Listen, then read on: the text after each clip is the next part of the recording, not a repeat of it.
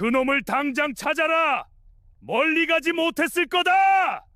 산길을 내달리던 사내를 포교들이 사방에서 좁혀들며 쫓고 있었습니다. 이대로라면 꼼짝없이 잡히고 마는 상황이었지요. 바로 그때 나무찜을 지고 산을 오르던 13살 산골 소년이 그 사내를 발견하고는 바위 틈 깊숙이 밀어 넣었으니 포교들은 코앞에 있는 바위 틈을 그냥 지나쳐 다른 길로 사라졌습니다. 그런데 사내의 품속에서 떨어진 것은 다름 아닌 마패였지요. 쫓기던 이 사내의 정체, 알고 보니 왕이 밀파한 암행어사였던 것이었습니다. 도대체 암행어사는 무슨 이유로 쫓기고 있었던 것이며 어사를 바위 틈에 숨겨준 이 산골 소년에게 앞으로 과연 무슨 일이 벌어지게 되는 것일까요? 산골 마을 아침이었습니다. 닭이 울기도 전에 아전 둘이 마을 어귀로 들어섰으니 손에는 장부를 들고 허리에는 패도를 찼으며 눈빛은 처음부터 거슬렸습니다. 올해 세곡은 작년보다 2섬 더 올랐느니라. 이에 있는 자는과 나로 오너라. 말이 끝나기도 전에 마당 한켠에 쌓인 곡식 자루를 끌어갔습니다. 백성들은 입술을 깨물며 바라볼 뿐이었지요.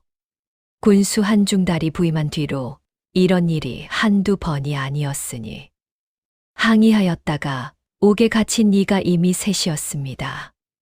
같은 시각 관아 안채에서는 한중달이 막쇠를 불러들이고 있었습니다. 며칠째 마을을 기웃거리는 외지 사내가 있다 하지 않았더냐. 백성들과 무슨 말을 나누는지 낱낱이 캐내고 당장 잡아들여라. 막쇠가 허리를 굽히며 대답하였습니다. 분부대로 거행하겠사옵니다. 헌데 그 외지 사내는 이미 포교들의 낌새를 눈치채고 있었습니다.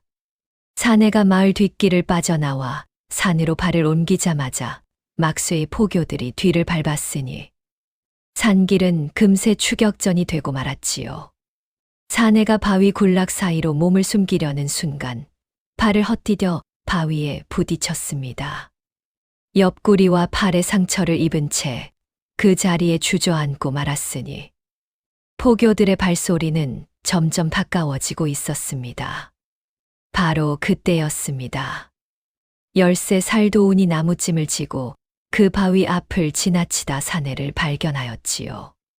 아이는 잠깐 사내의 얼굴을 내려다보았습니다. 그리고 아무 말 없이 사내의 팔을 잡아 바위 틈 깊숙이 밀어 넣었습니다. 잠시 후 막쇠가 포교 셋을 이끌고 바위 앞에 당도하였습니다. 도우는 나무찜을 등에 진 채 그 앞에 서 있었지요. 이 근처에서 수상한 사내 못 봤느냐? 소인은 나무 하러 올라왔을 뿐이 없고 아무것도 보지 못하였사옵니다.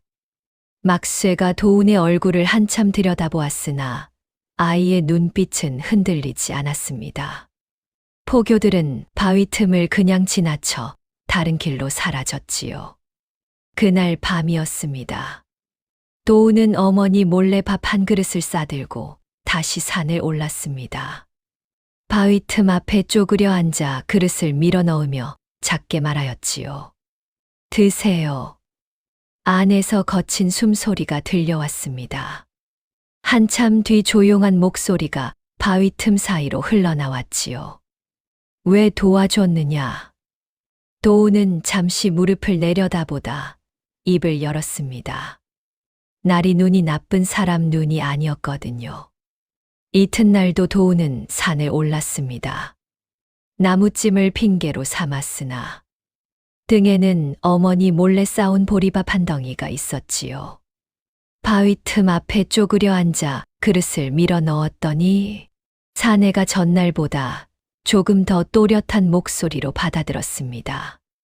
사내의 상처는 깊었으나 목숨을 잃을 정도는 아니었으니 도운이 날마다 밥을 가져다 주며 사흘이 흘렀습니다. 사흘째 되던 날이었습니다. 사내가 먼저 말을 걸어왔지요. 이 마을 군수가 한중달이라 하였느냐. 도운이 고개를 끄덕였습니다. 소문이 자자하옵니다. 부임한 뒤로 쇠곡을 2배씩 거두고 억울하다 입을 열면 옥에 가두어 버린다 하였으니 얼마나 됐느냐? 3년이 되었사옵니다. 사내는 한동안 아무 말이 없었습니다. 너는 부모가 있느냐? 도운이 잠시 입을 다물었다가 천천히 입을 열었습니다. 어머니만 계시옵니다. 아버지는 3년 전에 돌아가셨으니 어찌 돌아가셨느냐? 쇠곡을 더 낼 형편이 못 된다 하였다가 아전들한테 끌려가 장을 맞았사옵니다. 그 뒤로 앓다가 그해 겨울을 못 넘기셨지요. 사내의 눈빛이 잠깐 흔들렸습니다. 그러나 도우는 그것을 보지 못하였으니 고개를 숙인 채 풀잎을 뜯고 있었습니다. 한편 관아에서는 한중달이 다시 막쇠를 불러들이고 있었습니다. 아직도 못 잡았느냐? 산 위에서 죽어 나자빠졌다 해도 시신이라도 찾아오너라. 그 사내가 어디서 왔는지 누구를 만났는지 밝혀내지 못하면 내 목이 달아나는 줄 알아라.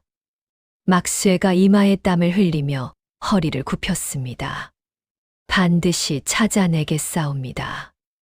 그날 저녁이었습니다. 도운이 부엌에서 밥그릇을 챙기려는데 어머니가 등 뒤에서 말하였습니다. 도운아.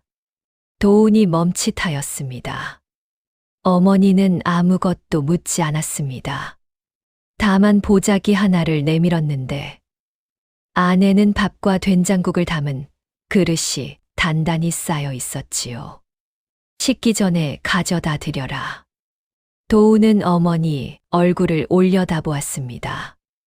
어머니는 그저 부뚜막으로 몸을 돌렸으니 더 이상 아무 말도 없었습니다. 도우는 보자기를 꼭 쥐고 어두워진 산길을 올랐습니다. 바위 틈 앞에 앉아 그릇을 밀어 넣으며 작게 말하였지요. 어머니가 싸주셨습니다. 한참 동안 아무 소리도 들리지 않았습니다. 그러다 바위 틈 안에서 낮고 짧은 소리가 흘러나왔으니 고맙다고 전하거라. 나흘째 되던 날 아침이었습니다. 도운이 나무찜을 지고 마을 뒷길로 접어드는데 어딘가 이상한 기운이 느껴졌습니다. 발소리가 하나 더 들렸으니 너무 일정하고 너무 조심스러웠지요. 도운은 내색하지 않은 채 평소보다 천천히 걸었습니다. 산길 어귀에서 도운은 방향을 틀었습니다. 바위 틈이 있는 곳과는 전혀 다른 쪽이었지요.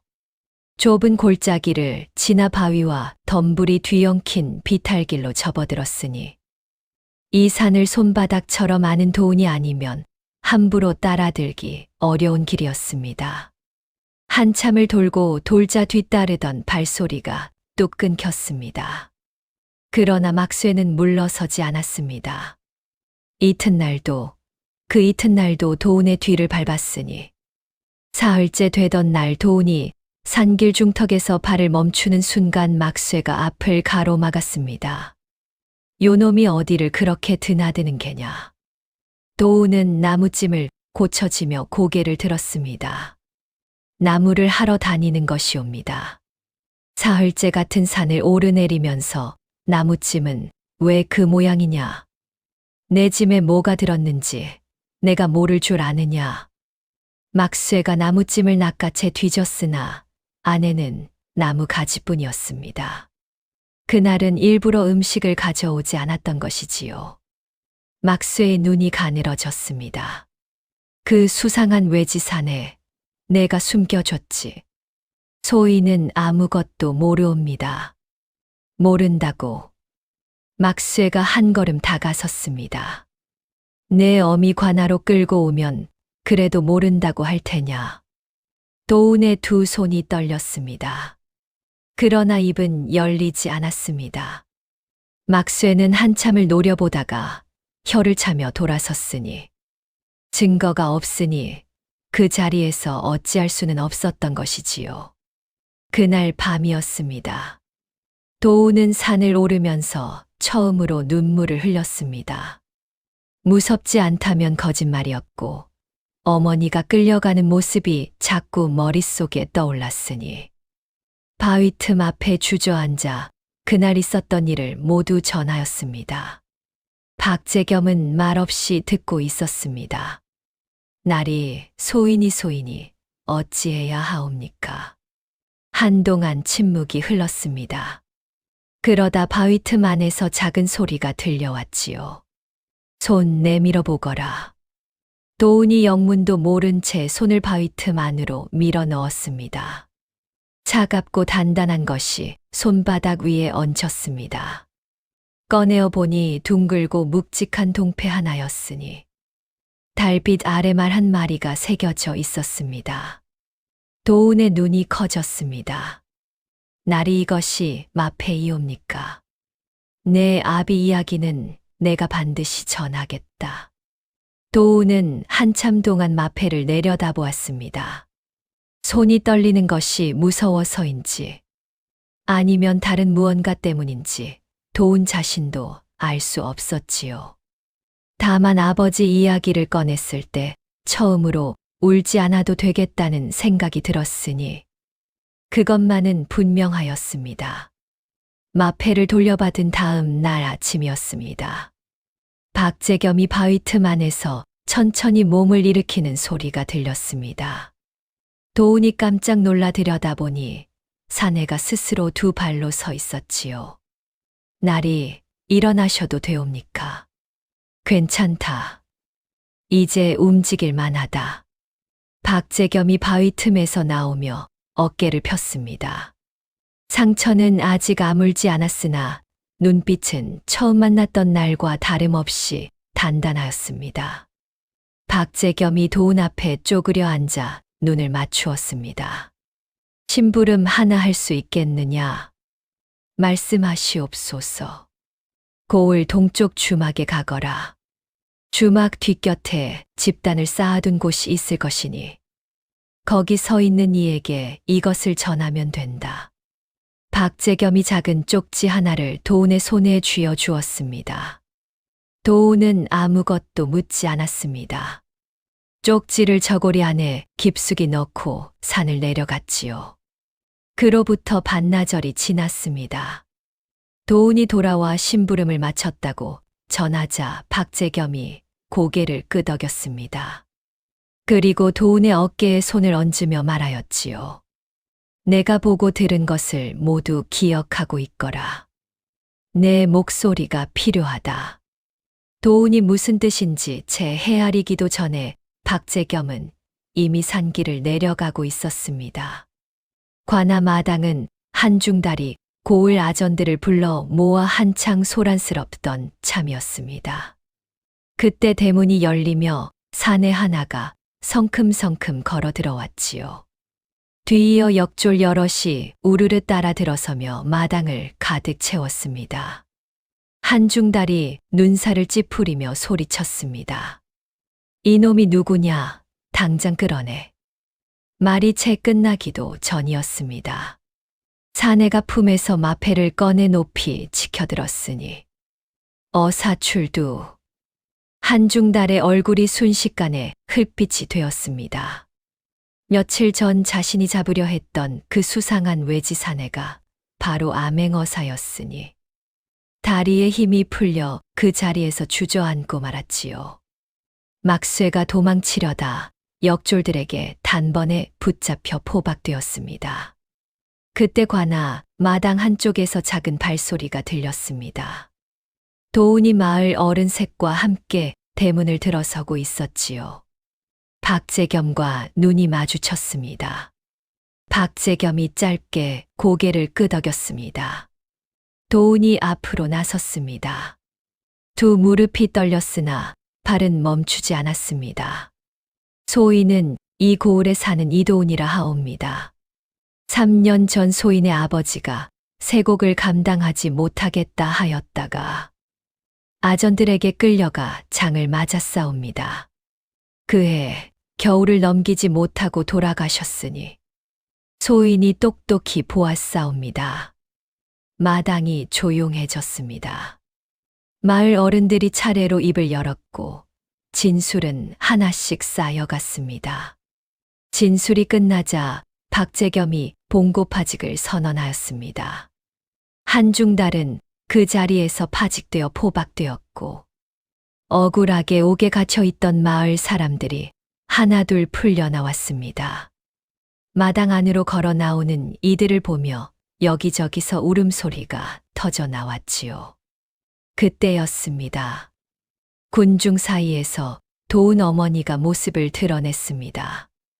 아들이 관아 마당 한복판에 서 있는 것을 보았을 때, 그리고 그 아이가 암행어사를 숨겨준 소년이었다는 것을 알았을 때, 어머니는 그 자리에 주저앉아 소리 없이 흐느꼈습니다. 도우는 어머니에게 달려가지 않았습니다. 다만 멀리서 어머니를 바라보며 입술을 꾹 깨물었지요. 눈물이 차오르는 것을 느꼈으나 참았으니 아직 울 때가 아니라는 것을 알고 있었습니다. 사흘이 지났습니다.